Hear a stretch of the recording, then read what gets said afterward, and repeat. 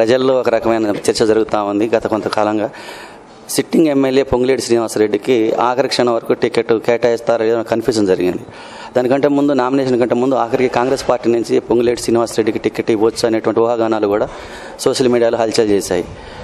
ఇప్పుడు టీఆర్ఎస్ పార్టీలోంచి కాంగ్రెస్కి వచ్చి టికెట్ తీసుకున్నా లేదా టికెట్ ఆశించినా అతను ఇబ్బంది పడే అవకాశం, ఇప్పుడు నామనాయకులు ఏ రకమైనటువంటి ఇబ్బంది పడుతున్నాడు పార్టీ మారి, అదే రకమైన ఇబ్బంది పొంగులేటి శ్రీనివాసరెడ్డి పడతాడని చెప్పి మేడం రేణుకా చౌదరి గారే టికెట్ ఈ స్థానం నుంచి పోటీ చేస్తూ అంతర్గత రహస్య ఒప్పందం ఏదో వాళ్ళ మధ్య ఉంది.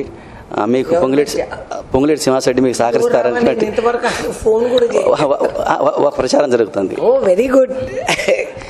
ఆయనకు జరిగింది అన్యాయమేనండి. ఎందుకు ముఖ్యమంత్రి గారు ఆయనకు టికెట్ ఇవ్వలేదు, ఏ కారణాన్ని ఇవ్వలేదు ఇంతవరకు మాకెవరికి కూడా తెలియదు. అంటే నేను ఇంకొక పొలిటికల్ పార్టీలో ఉన్న వ్యక్తిని ఎదురు చూస్తున్నాను. ఎందుకు ఇవ్వలేదు నాకు అర్థం కాదు. మంచి పట్టున్న వ్యక్తి, కార్యకర్తలు ఆయన్ని చాలా ప్రేమగా చూస్తారు. ఆయన కార్యకర్తలను అంత సమయస్ఫూర్తితో అందుకుంటూ ఉంటారు. సిన్సియర్గా పనిచేసినోడు అనేది మేము అనుకుంటున్నాం, అది మా అభిప్రాయం దూరంగా.